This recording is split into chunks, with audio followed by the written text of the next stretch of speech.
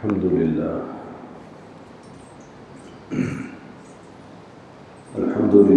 نحمده ونستعينه ونستغفره ونؤمن به ونتوكل عليه ونعوذ بالله من شرور أنفسنا ومن سيئات أعمالنا من يهده الله فلا مضل له ومن يضلل فلا هادي له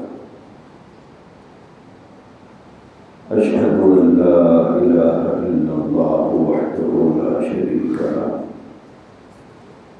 وأشهد أن سيدنا ونبينا ومولانا محمدا عبده ورسوله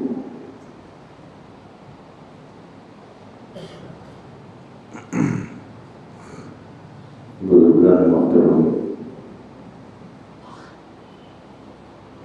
عزیزان گرامی،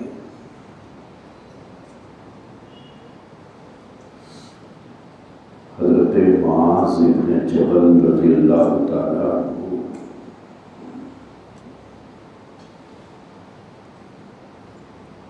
جو ایک بہت بڑے صحابی تھے،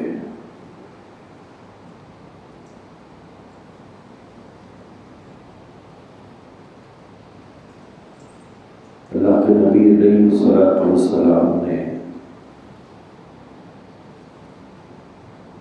حضرت معاذ بن جبل رضی اللہ عنہ کو یمن کا حاکم اور گورنر بنا کر روانہ فرما رہے تھے۔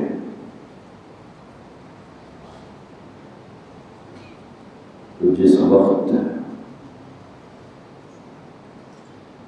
حضرت معاذ رضی اللہ تعالیٰ عنہ روانہ ہو رہے تھے،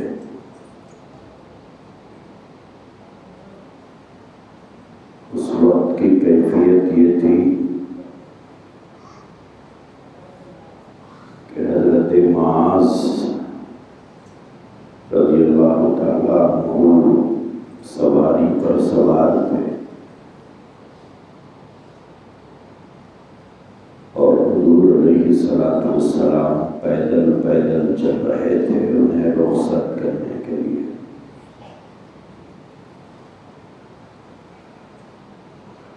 حضرت معاذ بن جبل رضی اللہ تعالیٰ عنہ کو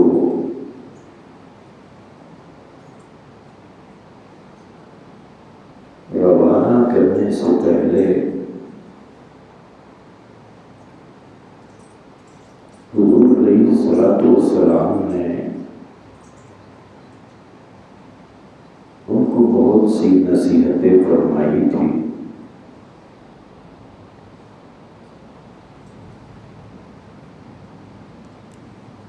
اور ساتھ ہی ساتھ اللہ کے نبی علیہ السلام نے حضرت معاذ بن جبل رضی اللہ عنہ سے فرمایا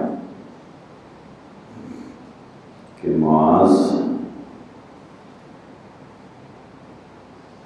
میری باتیں تم غور سے سنو،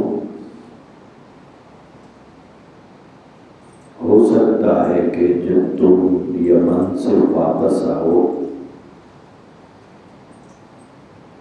تو مجھ سے ملاقات نہ ہو پائے۔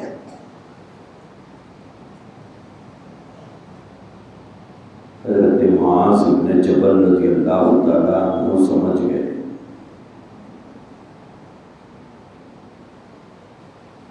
کیونکہ حضرت صحابہ اکرام رضوان اللہ تعالیٰ علیہم اجمعین کو اللہ کے نبی علیہ السلام کی باتوں پر جس درجے کا یقین تھا، اس یقین میں سے ایک پائی بھی ہمیں نصیب نہیں ہے، ایک پائی پر بھی یقین ہمیں نہیں ہے۔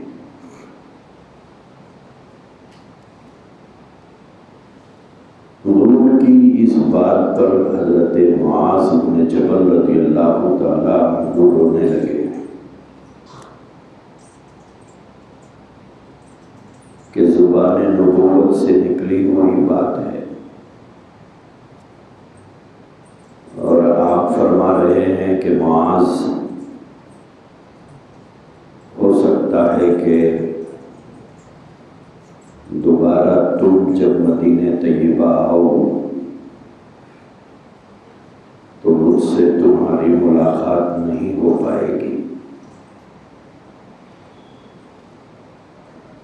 اس کے بعد بہت سی نصیحتیں نبی رحمت صلی اللہ علیہ وسلم نے حضرت معاذ بن جبل رضی اللہ عنہ کو کی تھی۔ اس کے بعد مدینہ طیبہ کے باہر تک لے جا کر، جبکہ حضرت معاذ سواری پر ہیں اور حضور پیدل پیدل چل رہے ہیں، رخصت فرما کر حضور واپس تشریف لائے۔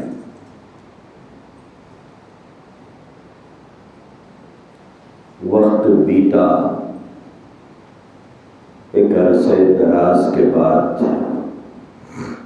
جب حضرت معاذ ابن جبل رضی اللہ تعالیٰ عنہ مدینہ طیبہ آئے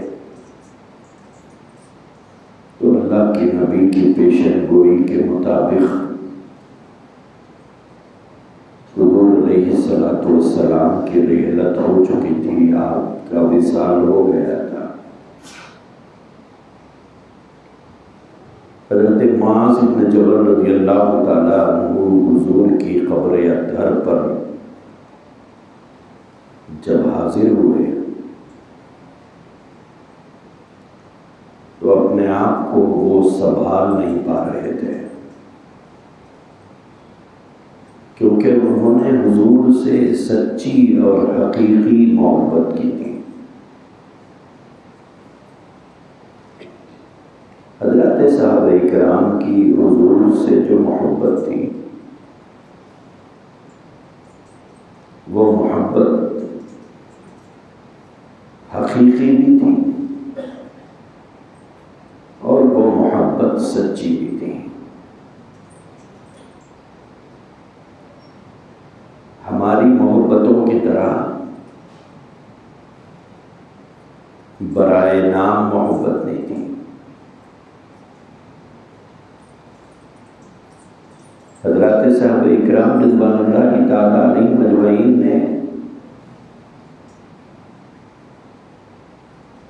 حضور علیہ السلام کی محبت میں ہر اس چیز کو قربان کیا جو حضور کی محبت تقاضا کرتی تھی۔ اگر حضور کی محبت نے تقاضا کیا ان کے مال کا تو انہوں نے اپنا مال لا کر نبی کے قدموں میں رکھ دیا۔ یہ بھی نہیں سوچا کہ کل آئندہ ہمارے گھر والوں کا گزر بسر کیسے ہوگا۔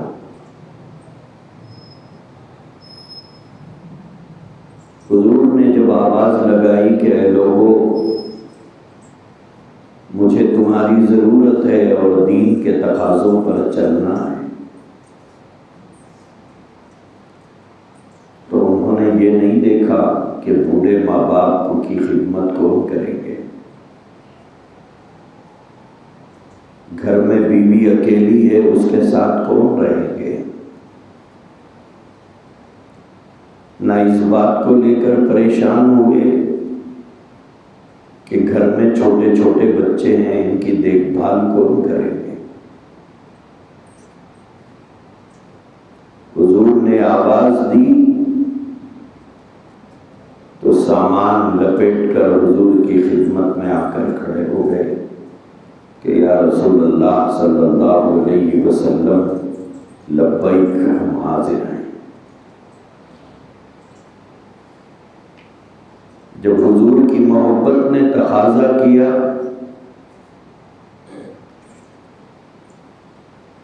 کہ دین کی سربلندی کے لیے اگر تمہیں جان بھی دینا پڑے تو اس سے گریز نہیں کرنا چاہیے۔ تو حضرات صحابہ کرام نے اپنی سچی محبتوں کا ثبوت دے کر اپنے آپ کو جنگ کے میدانوں میں تڑپا دیا، لیکن حضور کی محبت سے ادنا بے وفائی انہوں نے نہیں کی۔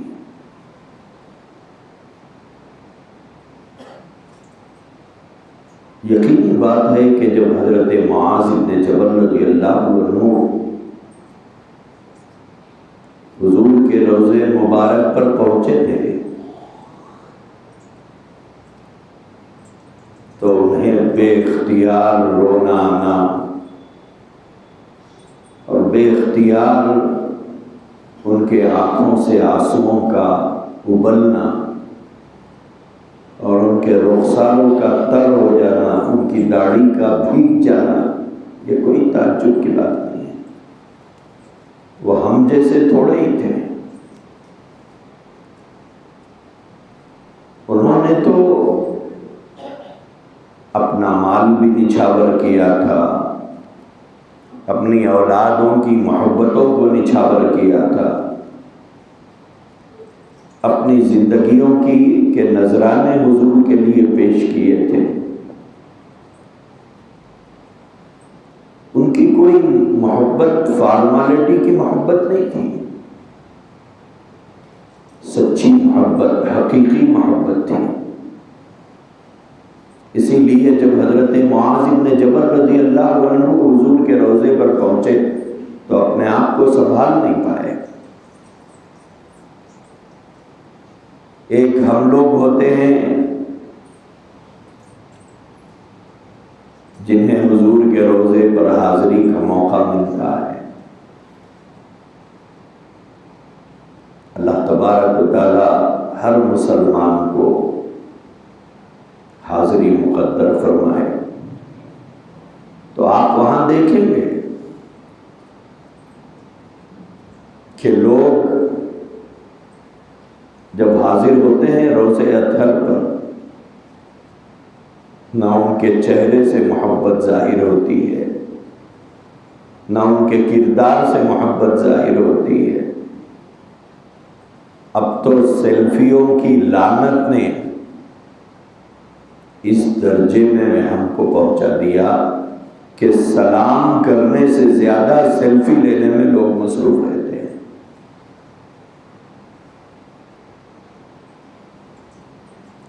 ایسے ایک دو نہیں، ہزاروں لوگوں کو دیکھیں گے آپ جو روضے مقدس پر حاضر ہو کر سیلفیاں لینے میں مصروف رہتے ہیں۔ اور جب بھیڑ بھاڑ کا زمانہ ہوتا ہے حج کے بعد کا، وہاں تو اتنا وقت بھی نہیں ملتا ہے کہ حضور علیہ الصلوۃ والسلام پر کھڑے ہو کر سلیقے سے سلام کیا جائے، اتنا وقت بھی نہیں ملتا ہے۔ یہاں حضور کو سلام کرے، پھر حضرت ابوبکر، پھر حضرت عمر، پھر باہر نکل گئے، اتنی ہی جگہ۔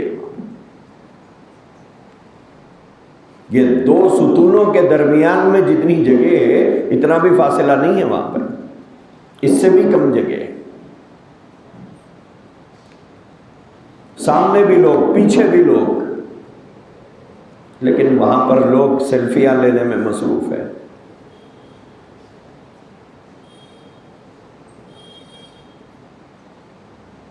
کیا یہ سیلفی قبر میں فرشتوں کو بتائیں گے؟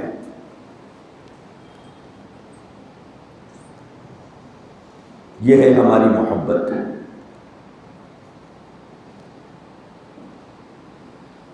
حاضر ہے حضور کے روضے پر، آنکھوں میں ایک آنسو نہیں۔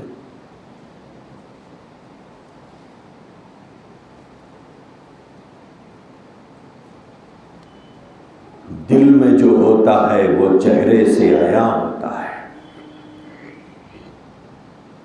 دل کے حال کی عکاسی تو چہرہ کرتا ہے۔ ہم کسی کو دیکھ کر پوچھتے ہیں کیا بات ہے خوش نظر آ رہے ہیں آج، حالانکہ وہ بتاتا نہیں ہے اپنی خوشی.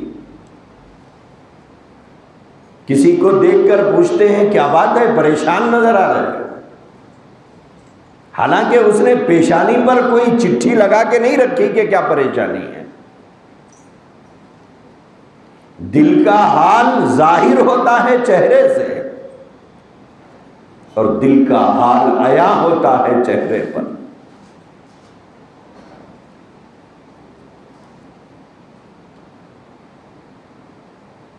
پیسہ آ گیا ہے، لہذا ایک فارمالٹی کے طور پر دورے ہو رہے ہیں حرم کے کہ بھئی لوگ کیا کہیں گے، اتنا پیسے والا ہے عمرے کو بھی نہیں جاتا، لہذا چلو جا کے آئیں گے. ایسے ایسے لوگ مدینہ طیبہ میں آپ کو نظر آئیں گے اور روضہ مقدس پر ایسے ایسے لوگ نظر آئیں گے کہ جو صرف تصویریں کھینچنے اور کھنچانے میں مصروف ہے. شوہر بیوی کی فوٹو لے رہی ہے، بیوی شوہر کی فوٹو لے رہا ہے، دونوں مل کے بچوں کی فوٹو لے رہے ہیں. یہی حال حرم میں، اور یہی حال طواف کرتے ہوئے طواف بھی چل رہا ہے، ہاتھ میں فون بھی ہے، سیلفی لے رہے ہیں، لیتے ہوئے طواف کر رہے ہیں.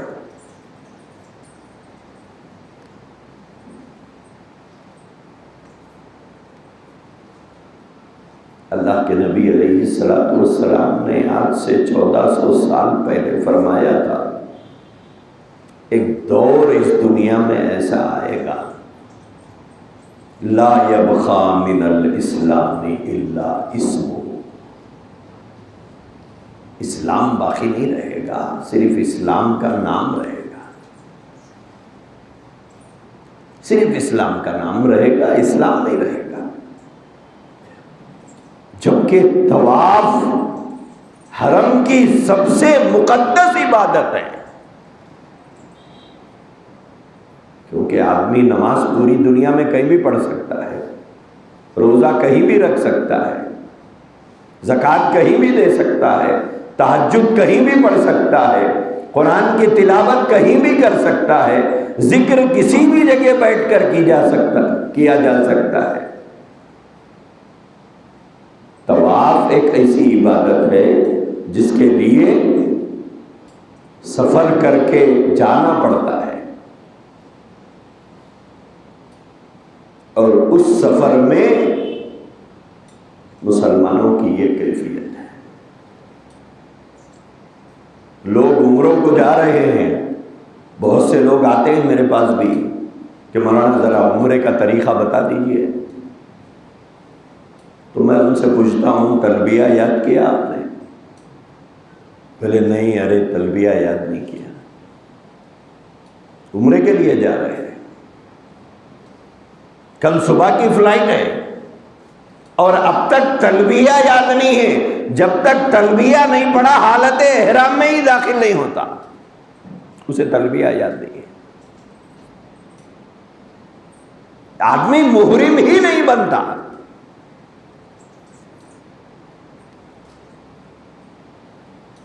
اگر آدمی نیچے ایک چادر باندھ لے، اوپر ایک چادر باندھ لے، حرم کو چلے گیا، تلبیہ نہیں پڑھا، دم واجب ہو جاتا ہے اس کے اوپر، وہ محرم ہی نہیں بنتا ہے. خاندان کا قافلہ جا رہا ہے، پورے قافلے کے قافلے میں سے کسی کو تلبیہ یاد نہیں ہے، حرم جا رہے ہیں.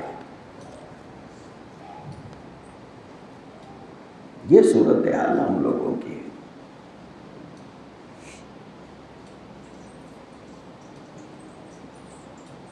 تو بہرحال میں یہ بات عرض کر رہا تھا کہ حضرت معاذ ابن جبل رضی اللہ تعالیٰ عنہ جب یمن سے واپس آئے، حضور نے پیشن گوئی تو کی تھی کہ معاذ ہو سکتا ہے کہ آئندہ جب تم آؤ تو تمہاری میری ملاقات نہیں ہو پائے. یہ پیشن گوئی تھی. تو جب آئے تو واقعی حضور کا وصال ہو گیا تھا. اب حضرت معاذ ابن جبل رضی اللہ عنہ روضہ مقدس پر کھڑے ہوئے ہیں، زارو خطار رو رہے ہیں. کھڑا نہیں گیا تو بیٹھ گئے.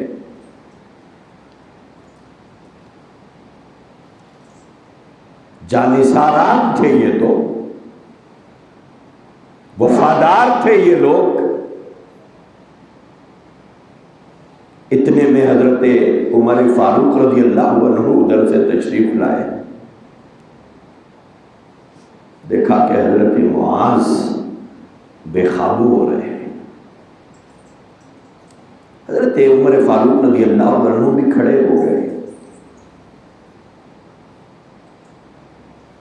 حضرت معاذ ابن جبل سے پوچھا کہ معاذ کیا بات ہے، تم اتنا رو رہے، کیا بات ہے؟ لمبا چوڑا واقعہ ہے، مختصر یہ کہ حضرت معاذ ابن جبل رضی اللہ عنہ نے حضرت عمر سے فرمایا کہ جب میں رخصت ہو رہا تھا اور حضور مجھے مدینے کے باہر تک لے جا کر ودا کیا تھا، تو اس وقت میں مجھے بہت سی نصیحتیں فرمائی تھی. اس میں سے 3 باتیں مجھے بہت یاد آ رہی ہیں.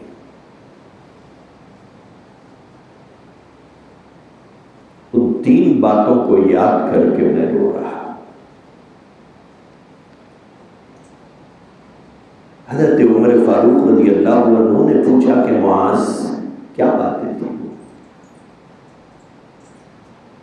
وہ کون سی نصیحتیں تھیں؟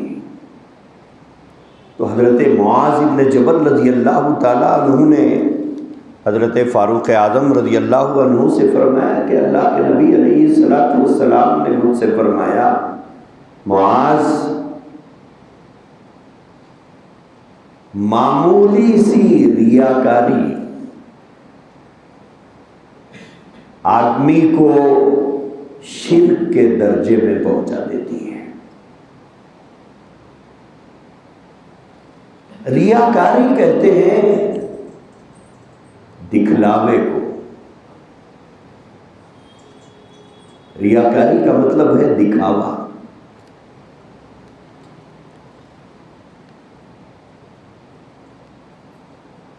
کہ آدمی کوئی کام کرے اور اس کے دل میں، دیکھیے اعتبار ہوتا ہے دل کا، زبان کا نہیں،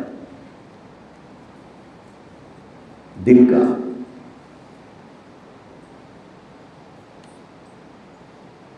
کوئی بھی نیک کام کر رہا ہے اور اس کے دل میں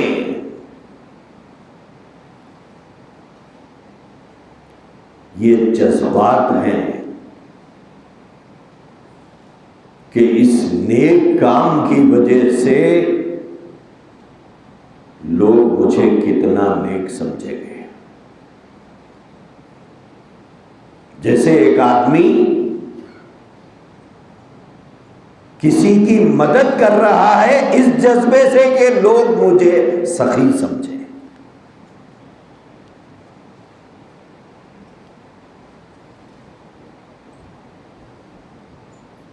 لمبی لمبی نمازیں پڑھ رہا ہے اللہ کے لیے ہی، لیکن دل میں جذبہ یہ ہے کہ لوگوں میں کتنا چرچا ہوگا میری اس عبادت کا.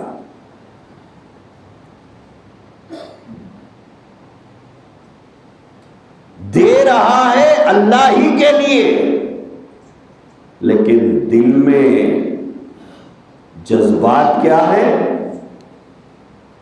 کہ کتنی تعریف ہو رہی ہوگی لوگوں میں میری سخاوت کی،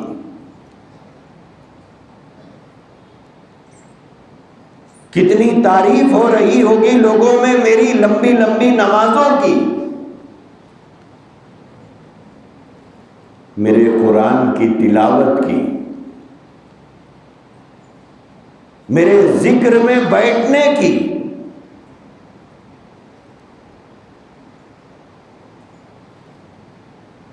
اس کا نام ریاکاری ہے، اس کا نام دکھاوا ہے۔ حدیث قدسی ہے، اللہ کے نبی علیہ الصلوۃ والسلام نے فرمایا ریاکاری شرک اصغر ہے، ریاکاری شرک اصغر ہے، چھوٹا شرک ہے۔ اللہ تبارک و تعالیٰ کے نام پر جو کچھ کیا جاتا ہے، چاہے عبادت ہو، چاہے سخاوت ہو، چاہے اطاعت ہو، چاہے عبادت ہو، اللہ کو اس میں غیر کا داخلہ پسند نہیں ہے۔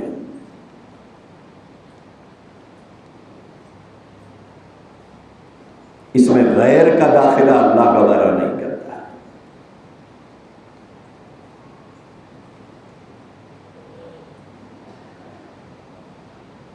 کہ خدا بھی خوش رہے، بندے بھی واہ واہ کرے، یہ گوارا نہیں ہے، یہ نہیں گوارا ہے۔ آسمانوں پر بھی تذکرہ ہو، زمینوں پر بھی چرچا ہوتا رہے، یہ گوارا نہیں۔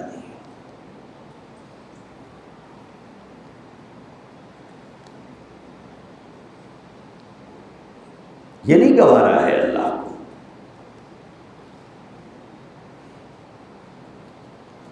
ملاوٹ اور ادنا درجے کی ملاوٹ یہ خدا کو گوارا نہیں ہے۔ اسی لیے اللہ کے نبی نے فرمایا ریاکاری یہ شرک اصغر ہے، چھوٹا شرک ہے۔ یہ اللہ کے نبی علیہ الصلوۃ والسلام نے جو فرمایا معمولی ریاکاری بھی آدمی کو شرک کے درجے میں پہنچا دیتی ہے۔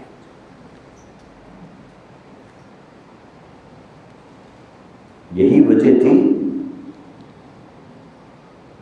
کہ حضرات صحابہ اکرام رضوان اللہ تعالی علیہم اجمعین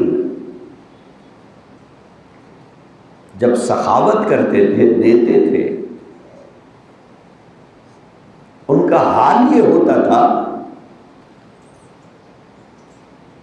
کہ رات کے اندھیرے میں جو کچھ انہیں مدینہ منورہ کے غریبوں کو دینا ہوتا تھا، رات کے اندھیرے میں لے جا کر ان کے گھر کے دروازوں پر رکھ کر آ جاتے تھے۔ کوئی پختہ مکانات تو تھے نہیں، پردے پڑے ہوئے ہوتے تھے، کھجوروں کے درختوں کے چھپر کا گھر ہوتا تھا، چھوٹے چھوٹے مکانات ہوتے تھے، اور وہ مدینہ طیبہ کا ماحول تھا۔ تو وہاں کے یتیموں کو، وہاں کے بیواؤں کو، وہاں کے غریبوں کو جو مدد کرنا ہوتا تھا، تو وہ رات کے اندھیرے میں لے جا کر ان غریبوں، یتیموں، بیواؤں، محتاجوں، ضرورت مندوں کے گھر پر رکھ کر واپس ہو جاتے تھے۔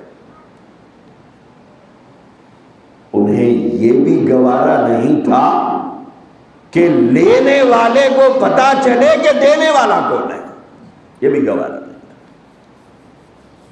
بولے کتنا بھی ہم چھپائیں گے تو کم سے کم ایک آدمی کو تو معلوم ہوگا جو لے رہا ہے، بولے اسے بھی پتا نہ چلے۔ کیوں؟ اس کی جزا ہمیں ان سے لینا نہیں ہے۔ بھئی یہ جو کچھ ہم دے رہے ہیں اس کا بدلہ ان سے تھوڑا ہی لینا ہے، ان سے تھوڑا ہی لینا ہے۔ بدلہ جس سے لینا ہے وہ تو کالی رات میں کالے پہاڑ کے نیچے کالی چیونٹی کے چلنے کے پیروں کی حرکت کو دیکھتا ہے۔ وہ تو دیکھ رہا ہے کہ میں دے رہا ہوں. اپنے اعمال کو صحابہ نے شرک ریاکاری سے ایسا محفوظ کیا تھا.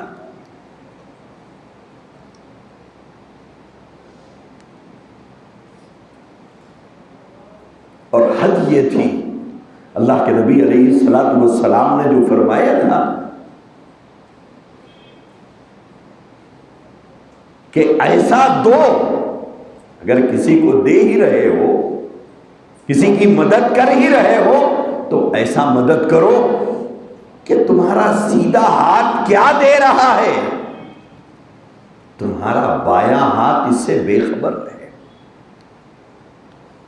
یہ کیسے ہوگا سوچئے بھئی، سیدھے ہاتھ سے جو ہم دے رہے ہیں بایاں ہاتھ اس سے بے خبر رہے، یہ کیسے ممکن ہے؟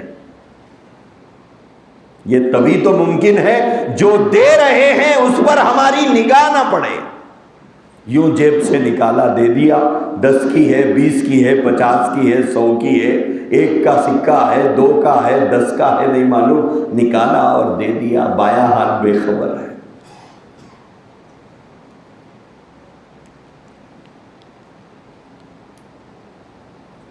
تو حضرت معاذ ابن جبل رضی اللہ تعالیٰ عنہ نے فرمایا، حضور کی وہ نصیحت یاد آ رہی ہے اس لیے رو رہا ہوں.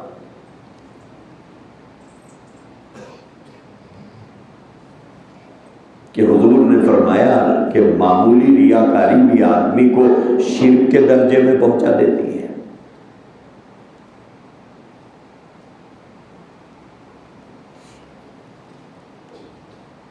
اگر آدمی 100 نہیں، 1000 نہیں، لاکھ نہیں، کروڑ اگر خرچ کرتا ہے، مسجد بنا دیا، مدرسہ بنا دیا، کسی بچی کی شادی کر دی، کسی بچے کو پڑھا دیا، کسی بیوہ کی گھر کی دیکھ بھال کیا، کسی یتیم کا آسرا اور سہارا بنا،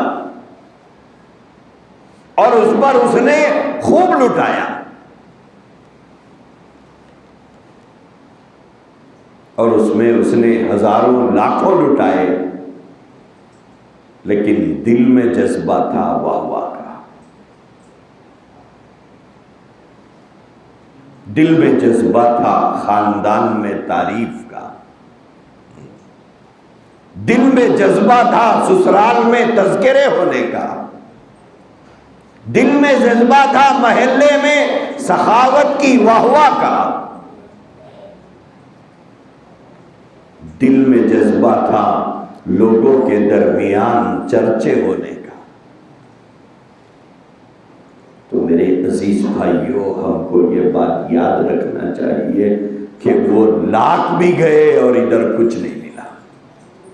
اللہ نہیں پسند کرتے ہیں، گوارا نہیں.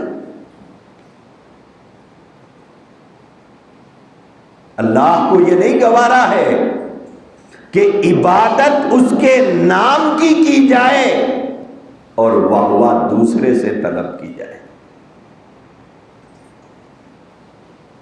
حضرت زین العابدین رحمت اللہ علیہ خاندان نبوت کے چشم و چراغ ہیں. حضرت زین العابدین خانوادہ نبوت سے تعلق رکھتے ہیں. جب حضرت زین العابدین کا انتقال ہوا، نہلانے کے لیے تخت پر لٹایا گیا، بدن سے لباس ہٹایا گیا. نہلانے والوں نے دیکھا کہ کاندھوں کے اوپر کالے کالے گٹھے پڑے ہوئے ہیں، نشان ہیں. بہت تعجب ہوا نہلانے والوں کو کہ اس شہزادے کے کاندھوں پر یہ کیسے نشان ہے؟ ہم نے کبھی ان کو کوئی بوجھ اٹھاتے ہوئے تو نہیں دیکھا، نہ مزدوری کرتے دیکھا، نہ کوئی بوجھ اٹھاتے ہوئے دیکھا. یہ تو ہمارے آنکھوں کے تارے ہیں، ہم تو ان پر اپنی محبتوں کو نچھاور کرتے تھے. یہ کالے کالے گٹھے کندھوں پر کیسے؟ گھر میں پوچھا بھیجا کہ ان گٹھوں کی وجہ گھر والے جانتے ہیں؟ جواب آیا کہ نہیں پتا ہے، ہمیں نہیں معلوم کہ وہ گٹھوں کی وجہ کیا ہے، یہ کالے کالے نشان کیوں پڑے ہیں ہمیں نہیں پتا ہے. خیر لوگوں نے نہلا دیا، کفنا دیا، تدفین ہو گئی. کچھ دن گزرے، مدینے کے باہر کی بستیوں سے لوگ آنے لگے. کوئی بیوہ انہیں تلاش کرتے ہوئے آ رہی ہے، کوئی یتیم مدینے میں پوچھتے پھر رہا ہے. مفلوق الحال غریب آدمی زین العابدین کو مدینے میں تلاش کر رہا ہے، کہاں ہے؟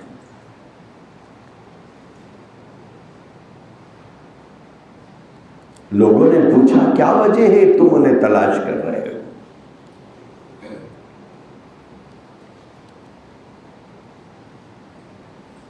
کیا کام ہے زین العابدین سے آپ کو؟ تحقیق کرنے پر پتا چلا 40 گھروں کا بوجھ اٹھاتے تھے. کسی کے گھر میں پانی بھر دیا، کسی کے گھر میں جھاڑو لگا دی،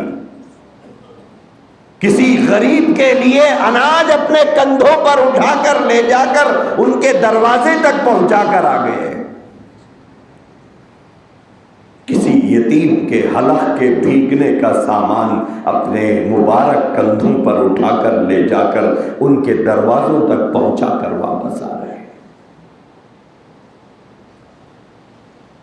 اور اپنی اس خدمت سے اپنے گھر والوں کو بھی بے خبر رکھا، پتہ چلنے نہیں دیا کہ میں کسی کی خدمت بھی کرتا ہوں.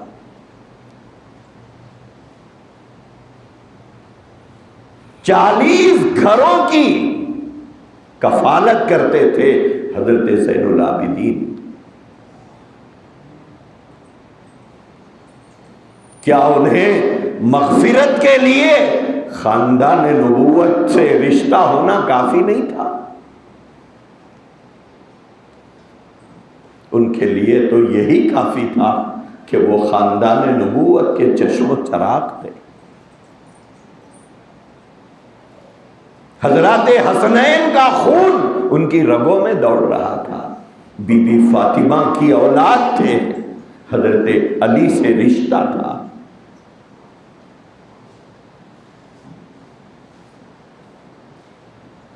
نبی رحمت صلی اللہ علیہ وآلہ وسلم ان کے نانا لگتے تھے، لیکن اس کے باوجود ان کے دلوں میں انسانیت کا درد، ان کے دلوں میں غریبوں کے لیے ہمدردی، ان کے دلوں میں یتیموں کے لیے ہمدردی کے جذبات تھے. اور انہوں نے زندگی بھر خدمت کی، یتیموں کی، غریبوں کی، بیواؤں کی، مدینہ طیبہ کے مفلوق الحال لاچاروں کی، لیکن کبھی گھر والوں کو پتہ چلنے نہیں دیا کہ ہم کیا خدمت کرتے ہیں. کیسے چھپایا تھا انہوں نے اپنے حال کو، کیسے چھپایا تھا. آج ایک بھائی بہن کی مدد کرتا ہے تو سارے خاندان میں چرچا ہے. آج ایک بھائی بھائی کو کچھ دیتا ہے تو پورے خاندان میں تذکرہ ہے. اگر کوئی ماموں بھانجے کی فیس دیتا ہے تو پورے خاندان میں اس کا ذکر ہو رہا ہے. ایک چچا اپنے بھتیجے کے لیے کوئی مدد کرتا ہے تو پورے خاندان میں چرچا ہے. ایک بیوہ کی بیٹی کی مدد ہو رہی ہے یا ایک یتیم بچی کی مدد ہو رہی ہے، شادی میں کوئی پلنگ دلا دیا، کوئی بستر دلا دیا تو پورے خاندان میں چرچا ہے کہ صاحب یہ پلنگ انہوں نے دلایا، یہ بستر انہوں نے دلایا، یہ چپل انہوں نے دلایا، یہ پرس انہوں نے دلایا۔ پتہ نہیں وہ یتیم کتنا روتی ہوگی، کاش میرا باپ موجود ہوتا تو میری عزت نیلام نہ ہوتی اور میری ماں کو لوگوں کے دروازے پر بے آبرو ہونا نہیں پڑتا۔ یہ ہے وہ فرق۔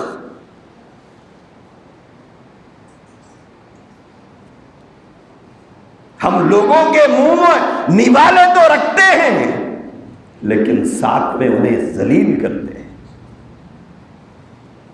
لوگوں کے بدن پر کپڑا تو پہناتے ہیں لیکن وہ کپڑے پہن کر خوش ہونے کے بجائے کپڑے پہن کر شرمندہ ہو جاتے ہیں۔ ہمارے دیے ہوئے اناج سے ان کے منہ میں نوالے تو جاتے ہیں لیکن ان کے آنکھوں میں آنسو رہتے ہیں۔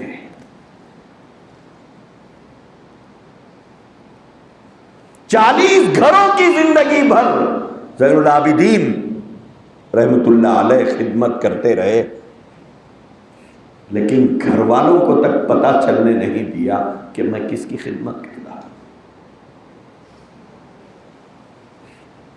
اللہ کے نبی علیہ الصلوۃ والسلام کے وصال کے بعد حضرت صدیق اکبر خلیفہ بنے، ہم سب جانتے ہیں۔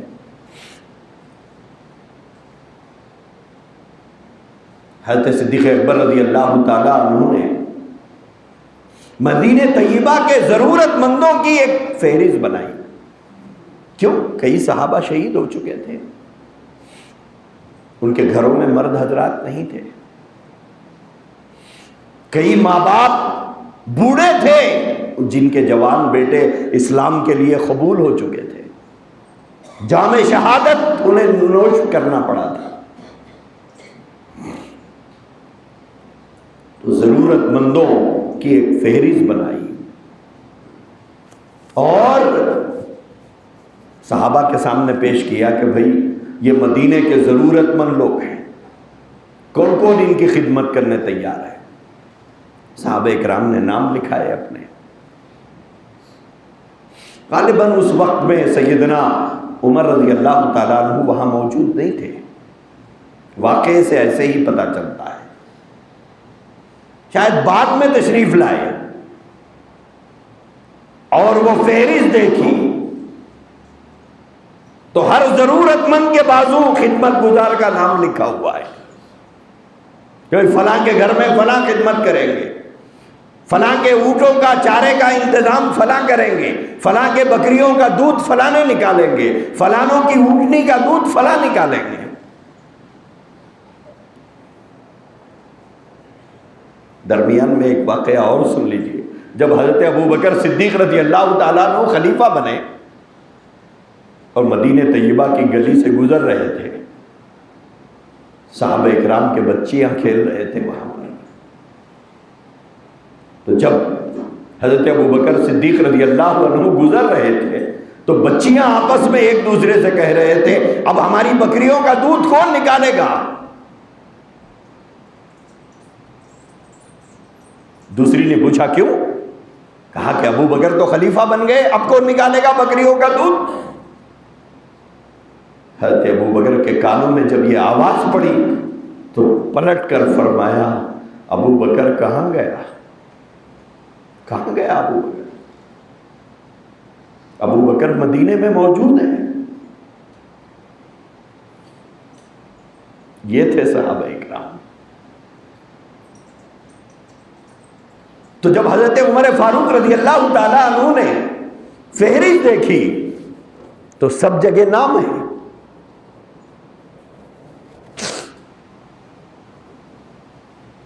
ایک جگہ دیکھا کہ کوئی نام نہیں ہے، تو حضرت عمر رضی اللہ تعالیٰ عنہ نے سوچا کہ شاید اس گھر والوں کو خدمت گزار کوئی نہیں ملا، چلو میں کر لیتا ہوں۔ میں کر لیتا ہوں۔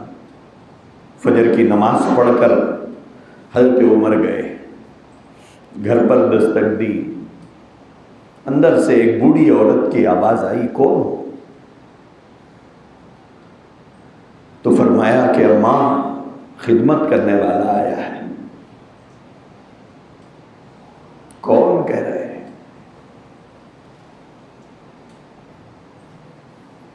وہی فاروق اعظم جس کو زمین پر اللہ کی زبان کہا جاتا ہے، وہی فاروق اعظم جس کے بارے میں اللہ کے نبی نے فرمایا اگر میرے بعد کوئی نبی ہوتا تو عمر نبی ہوتا۔ وہی فاروق اعظم جس نے پہلی مرتبہ اللہ کے نبی اور صحابہ کرام کو حرم کعبہ میں باجماعت نماز پڑھوائی تھی۔ کیا کمی تھی نامہ اعمال میں نیکیوں کی جو خدمت کرنے چلے گئے تھے؟ کیا کمی تھی ان کے نامہ اعمال میں؟ بدر میں وہ، احد میں وہ، حنین میں وہ، احزاب میں وہ، کون سی جنگ ایسی تھی جس میں فاروق اعظم شریک نہیں ہوئے؟ اللہ کے نبی علیہ السلام کی زبان مبارک سے جن 10 لوگوں کو بیک وقت جنت کی بشارت دی گئی اس میں دوسرے نمبر پر فاروق اعظم ہی تو ہے۔ جنتی ہونا بھی تو یقینی تھا، پھر کون سی نیکیاں کمانے گئے تھے؟ تو حضرت فاروق اعظم نے جب دستک دی، اندر سے آواز آئی، پوچھا کون؟ کہا کہ خدمت کرنے والا آیا ہے۔ تو اس بوڑھی عورت نے کہا کہ بیٹا خدمت کرنے والا تو آ کے چلے گیا، خدمت کیا تھی؟ جھاڑو لگانا، برتن دھونا، پانی بھرنا۔ جھاڑو لگانا، برتن دھونا اور پانی بھرنا، یہ تھی خدمت اس گھر کی۔ تو بڑھیا نے کہا کہ بیٹا خدمت کرنے والا تو آ کے چلے گیا۔ حضرت عمر رضی اللہ عنہ سوچ میں پڑ گئے کہ نام تو کسی کا نہیں ہے باپ۔ ہم ہوتے تو کہتے چلو میں تو سوچا تھا کریں گے، بلکہ کوئی آ رہا، اب کیا ضرورت ہے۔ لیکن حضرت عمر رضی اللہ عنہ اتنا آسانی سے کسی کام کو چھوڑتے نہیں تھے۔ سوچا دیکھوں کون ہے۔ تو دوسرے دن فجر سے کچھ پہلے پہنچ گئے، جا کے پھر دستک دی۔ سوال ہوا کون؟ کہا خدمت کرنے والا آیا ہے۔ جواب آیا بیٹا وہ تو آ کے چلے گیا۔ حضرت عمر کو بہت تعجب ہوا، کون ہوگا آخر؟ تیسرے دن عشاء کی نماز پڑھ کے چلے گئے، لے دیکھو کون ہے۔ اور گھر سے دور جھاڑیوں میں چھپ کے بیٹھ گئے۔ آدھی رات سے زیادہ وقت گزرا، دیکھا کہ ایک آدمی آ رہا ہے اور اس جانب جا رہا ہے گھر کی طرف۔ قریب آنے تک انتظار کیا، جھاڑیوں کو ہٹایا۔ جب وہ قریب آئے باہر آ کر پوچھا کون؟ لائٹوں کا زمانہ تو تھا نہیں، اندھیرا چھایا ہوا تھا۔ جھاڑیوں سے باہر نکلے، پوچھا کون؟ بہت متانت کے ساتھ، بہت سنجیدگی کے ساتھ، بہت اطمینان کے ساتھ آنے والے شخص نے جواب دیا ابو بکر ہوں۔ کہا ابو بکر ہوں۔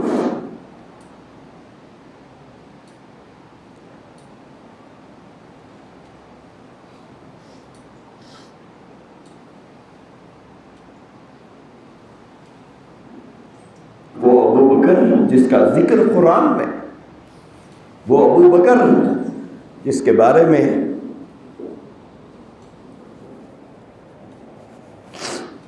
اللہ اللہ کے نبی نے فرمایا کہ ابو بکر کے لیے جنت کے 8 دروازے انتظار کرتے رہے. اللہ جنت کے 8 دروازے ابو بکر کے لیے کھولے گا کہ ابو بکر تیرا دل جس دروازے سے جانا چاہے تو جنت میں چلا جائے. وہ ابو بکر جس کے بارے میں اللہ کے نبی نے اپنی وفات سے پہلے فرمایا تھا کہ جن جن لوگوں نے مجھ پر احسان کیا ہے میں نے ان سب کا احسان ادا کر دیا.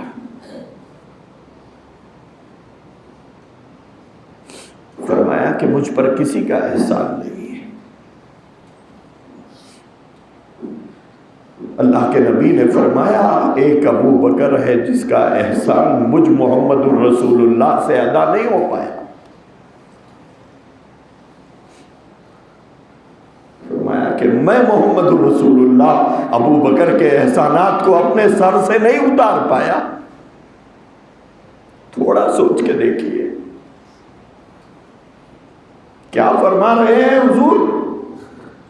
فرمایا کہ ابو بکر کے احسانات مجھ سے پر اتنے زیادہ ہے کہ ابو بکر کے احسانات کا بدلہ میں نہیں دے پایا.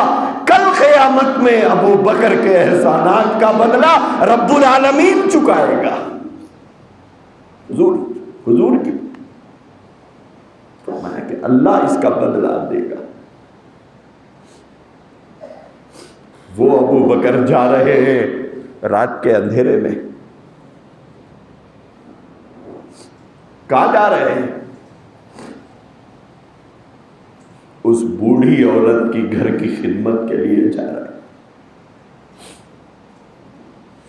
حضرت عمر نے پوچھا ابو بکر اتنی رات کو کہاں جا رہے ہیں؟ کہا کہ یہاں ایک بڑھیا رہتی ہے اس کی خدمت کے لیے جا رہا. نگاہیں نیچے پڑی تو دیکھا حضرت ابو بکر کے پیر میں جوتا اور چپل نہیں تھا. حضرت عمر نے پوچھا کہ ابو بکر بنا چپل کے جا رہے ہیں؟ چپل کیا کیا تم نے؟ اے لوگوں سنو ہمارا دین ہمیں کیا سکھاتا ہے. عبادتیں کیسی چھپ کر کی جاتی ہے, انسانیت کی خدمت کیسے کی جاتی ہے. حضرت ابو بکر نے فرمایا جوتا چپل گھر پہ رکھ کے آیا. پوچھا کیوں؟ کہا کہ میں چلتا رہوں گا تو چپل کی آواز سے لوگوں کی نیند خراب ہو جائے گی, کہ کہیں میرے چپل اور جوتے کی آہٹ سے لوگ نیند سے بیدار نہ ہو جائیں, اس لیے اسے گھر میں رکھ کے آتا. یہ تھے صحابہ کرام. تو حضرت معاذ ابن جبل رضی اللہ تعالیٰ عنہ نے روضہ اقدس پر کھڑے ہو کر زار و خطار روتے ہوئے حضرت عمر رضی اللہ عنہ سے فرمایا کہ عمر, اللہ کے نبی کی 3 باتیں مجھے یاد آ رہی ہے. ان میں پہلی بات یہ ہے کہ آقائے دو جہان صلی اللہ علیہ وسلم نے فرمایا ریاکاری آدمی کو شرک کی صفوں میں پہنچا دیتا ہے. تو صحابہ اکرام نے اپنے آپ کو ریاکاری, دکھاوا, اس سے اتنا بچایا کہ زندگی بھر لوگوں کی خدمت کرتے, لیکن کبھی کسی کو پتہ چلنے نہیں دیا کہ وہ کیا کر کے اس دنیا سے جا رہے ہیں. رات کے اندھیروں میں لے جا کر غریبوں کے گھروں کے دروازوں پر اناج رکھ کے آ گئے. پتہ نہیں چلنے دیا کہ آخر یہ دینے والا کون ہے, کون ہماری مدد کر رہا ہے. لینے والے کو پتہ نہیں چلنے دیا کہ کون ان کا غمگسار ہے, کون ان کا ہمدرد ہے. زین العابدین رحمت اللہ علیہ اتنی خدمت کی کہ کندھوں پر کالے کالے گٹھے آ گئے, لیکن پتہ چلنے نہیں دیا. مدینے والوں کو کیا پتہ چلنے دیتے, گھر والی کو خبر نہیں ہے کہ میرا شوہر کس کی خدمت کرتا ہے. صدیق اکبر رضی اللہ عنہ کا حال میں نے سنایا. میرے بھائیوں، ایک ہم ہیں، اپنے آپ پر نظر ڈال کے دیکھیں ہمارا حال کیا ہے. دکھاوا، شہرت، نام، عزت، چرچا، تذکرہ، جس کے منہ میں نوالے رکھا اس کے سر پہ 100 ٹھولے ماریں گے ہم لوگ. اس بیوہ کو بے آبرو کریں گے جس پر زکوٰۃ کے چند ٹکے ہم نے پھینکے تھے.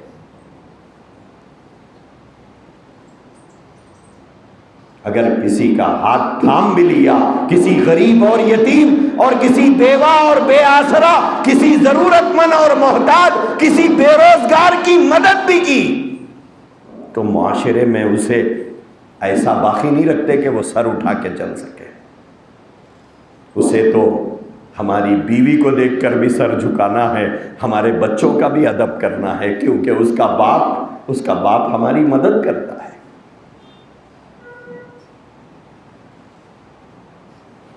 اس کی بیوی کی بھی عزت کرو، کیوں؟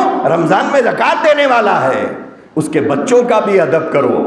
آج اتنا بدترین دور اور اتنے بدترین دور سے ہم گزر رہے ہیں کہ غریب چچا مالدار بھتیجوں کی عزت کر رہا ہے، غریب ماموں مالدار بھانجوں کی عزت کر رہا ہے، خالہ اور پھوپھی بھانجوں اور بھتیجوں کی عزت کر رہی ہے، اور بھانجے اور بھتیجے سینہ تان کے ان کے سامنے پھر رہے ہیں، کیونکہ ہم مالدار ہیں، ہم آپ کو زکوٰۃ دیتے ہیں، لہذا آپ ہمارے سامنے سر اٹھا کر نہیں، سر جھکا کر بات کرو ہم سے. اور اولاد کو بے ادب بنانے والے یہ گھر کے ماں باپ ہیں. اولاد کو بے ادب ہم نے بنایا ہے. 2 کوڑی کی زکوٰۃ دے کر اپنے سگے بھائی کو رسوا کرنے والے کون؟ زکوٰۃ کے چند ٹکے اپنی بہن کو دے کر بھتیجوں کے سامنے پھوپھو کو ذلیل کرنے والے کون؟ زکوٰۃ اور صدقات کے کپڑے دے کر اپنی سگی بہن کو، خالہ کو شرمندہ کرنے والے کون؟ یہ ماں باپ. یہ ماں باپ ہیں.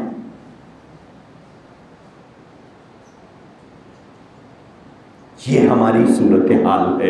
ایک طرف ہمارے نبی کا فرمان ہے کہ لوگوں ایسا دو، سیدھے ہاتھ سے دو تو بائیں ہاتھ کو پتہ نہ چلے.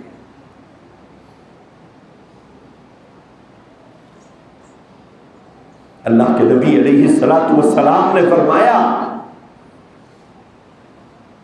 کہ شرک اصغر سے بچو. ریاکاری شرک اصغر ہے. ریاکاری شرک اصغر ہے. آج لوگ کچھ کرتے ہیں، 50 مرتبہ جلسوں میں جانے کا اتفاق ہوتا ہے، جلسے کے ختم پر، جلسے کے درمیان میں بار بار لوگوں کا نام لیا جا رہا، فلاں صاحب کی مدد سے، فلاں صاحب کے تعاون سے، فلاں صاحب کے چندے سے